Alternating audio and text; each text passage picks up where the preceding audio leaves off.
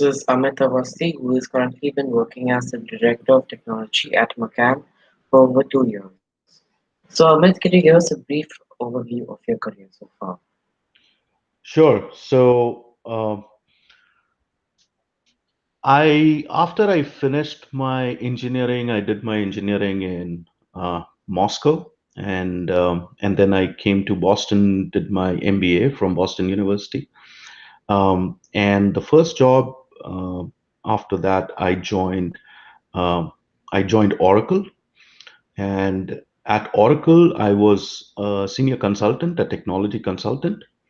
I was helping out with Oracle ERP systems. I worked that, and then after that, I was a developer. I was developing. I was writing programs. I was developing websites. I was developing solutions for clients. And long story short, then I came into the marketing world, the advertising world, and I started as a vice president architect, a very technical architect position, and helping clients. And that is where I brought in the marketing advertising um, agency, the creative side with technology, because um, the entire marketing program, traditional advertising, everything was moving towards digital channels such as websites and applications and mobile phones, things like that. So um, I kind of brought the technology, the geeky, the nerdy side of it, and I got a chance to work on the creative side of it with advertising. So that bringing it together. I've been in the advertising industry for almost, I would say, 15 years or so. I've been in technology for more than 25 years. And that's been my career path in brief. Great. So, what is your main motivation to be a Chief Technology Officer? So, yeah. So, like I said, I was I am an engineer by education, um, and my motivation was um, I wanted to bring technology. Um, Technology used to be this back office kind of work, right? You need a computer, you need your emails, you can't log in, you call that IT department, and you know, and what they do behind the scenes, you had no idea, and as long as your laptop worked, that was technology originally.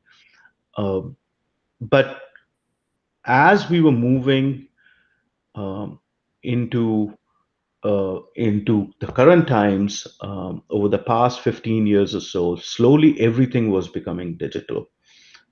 Every program was becoming digital. Every means of communication was digital, um, in terms of emails and then came the social media sites, the Facebooks and the Googles.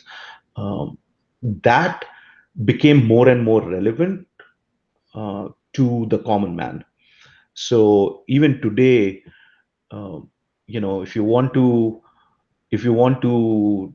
look for direction, you don't go in and pick up a map and start looking at it. It's all digital. And so by bringing the technology together into the mainstream, where you make technology as easy as possible for the common man, that became more and more relevant, and that really excited me. That is really motivational for me.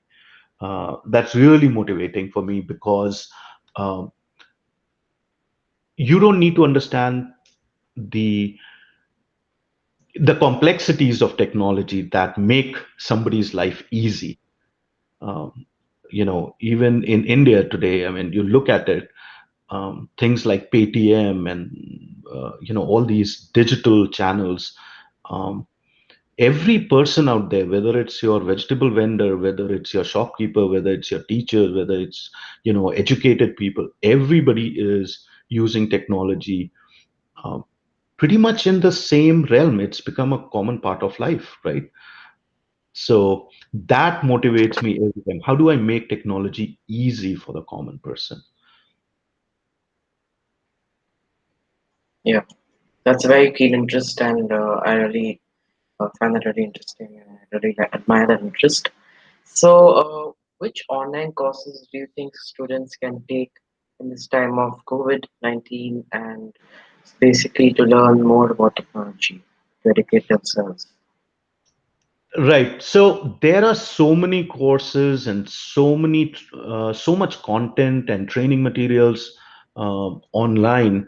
Um, it's really difficult to say this is the one course that you should take and everybody should take, right? Yeah, Because everybody's experience level, everybody's um, education level, everybody's age, everybody's understanding, everybody's interest is different. So, I could say, well, I love building applications or, voice applications or Google applications, but that may not interest you. You may be more interested in musical applications, or how can you use technology in music, right? Or you may be interested in, I want to learn new ways of looking at history, right? So how do I look at, somebody may be interested in archaeology, somebody may be interested in quantum physics, somebody may be interested in simple building a website, or somebody may just say, I just want to open up a YouTube channel and start. So whatever your interest is, you will find tons of content. It has become so easy to find content online. So go with that level, and let's say you're diving into an area of technology that intrigues you, but you have no idea. At that point, you'll have to start with the basics to understand, how does the internet work? How does the website work? How do applications work? How does TikTok work? How does Instagram work? Um, and you start from there. So pick an interest first, and you will definitely find content there. And then you can craft a path of training, of saying, you know what, I've understood this. Oh, there's a great training course that is being offered. This is free course. Let me start with that.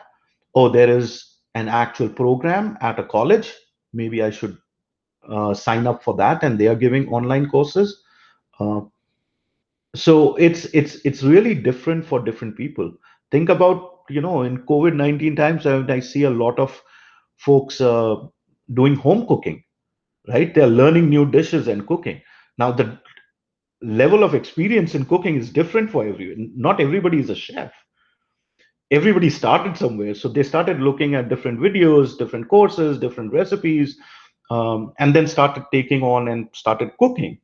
So it's all about your interest. If your interest is there, talk to folks, talk to people who know about that, talk to your parents, talk to your teacher, ask for guidance if they have in that, but be very specific on what you want to learn, and then take your courses from there.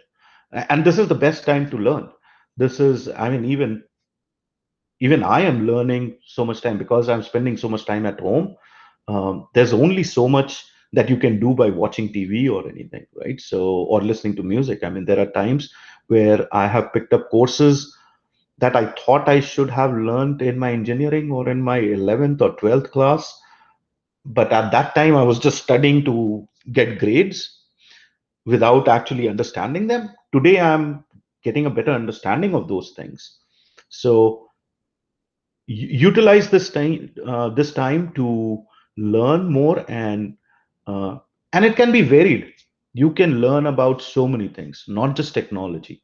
um, Even within technology there are so many things that you can learn about, um, whether it's biomedical, whether it's physics, whether it's chemistry, whether it's actual computers, whether it's coding, whether it's programming. Um, but it all depends on what your interest level is. All right, that sounds great. Very interesting. So, I think this technology has really changed the way we learn, and it's really Absolutely. impacted how we learn at home. Like, basically, the foundation of this YouTube channel, technology.